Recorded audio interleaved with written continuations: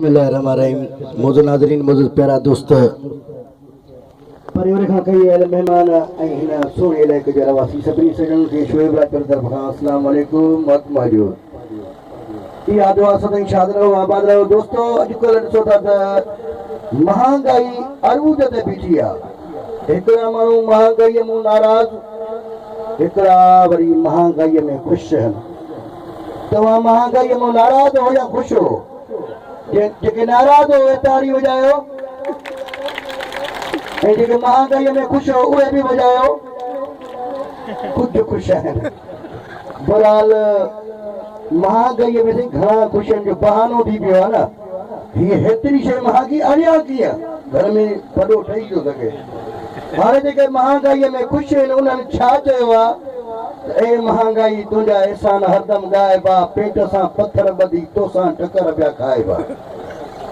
खंडु त महांगी हुई, गियो बि महांगो थी वियो। खंडु महांगी हुई, गियो बि महांगो थी वियो।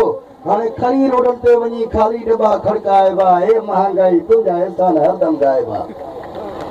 100 रुपए मीटर बि कोन थो सुठो कपिड़ो मिले। 100 रुपए मीटर बि कोन थो सुठो कपिड़ो मिले। हाणे सूट सलवारूं छॾे बस लांगोटाई ठाहिबा। ए महांगाई तुंहिंजा एहसान हरदम गाइबा। केटू फिल्टर मारवेन को पियो गोल्डी पिए। केटू फिल्टर मारवेन को पियो गोल्डी पिए। हाणे हरी चपट न सवार जो ॿई चप मिलाइबा। ए महांगाई तुंहिंजा एहसान हरदम गाइबा। 20,000 वारी बकरी ॾेयूं सभु को थो मोटरसाइकिल ते सीटियो वधे। 20,000 वारी बकरी ॾेयूं सभु को थो मोटरसाइकिल ते सीटियो वधे। हाणे थियो पेट्रोल महांगो, ख़ाली फीता डोड़ाइबा। ए महांगाई तुंहिंजा एहसान हरदम गाइबा। अर्ज़ु कयो आहे त मेडिकल स्टोर ते बि हाणे असांजो अंगूठो वञे। मेडिकल स्टोर ते बि हाणे असांजो अंगूठो वञे। अगरि जेको पियो सूर बीलो त करोड़नि खां सोण कराइबा। ए महांगाई तुंहिंजा एहसान हरदम गाइबा। पोइ बि जे पूरी न थी त आहे आख़िरी फ़ैसिलो। पोइ बि जे पूरी न थी त आहे आख़िरी फ़ैसिलो। ॿार गाॾीअ में खणी वञी साहुरे पहुचाइबा। ए महांगाई तुंहिंजा एहसान हरदम गाइबा। तव्हां सभिनी जा एहसान गाइबा।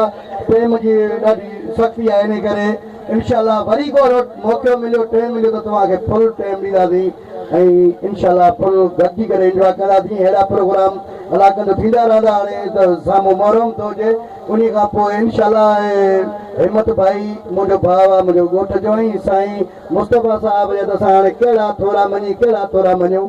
साईं वॾी महिरबानी। हा बा रोज़गार हले पियो। वॾी महिरबानी तव्हां दोस्तनि सभिनी जी, ख़ासि करे साहिब जी वॾी महिरबानी, जंहिंजी फरमाइश हुई, जंहिं करे 2 मिंट आयासीं। वॾी महिरबानी। ध्यानु छॾण जी महिरबानी।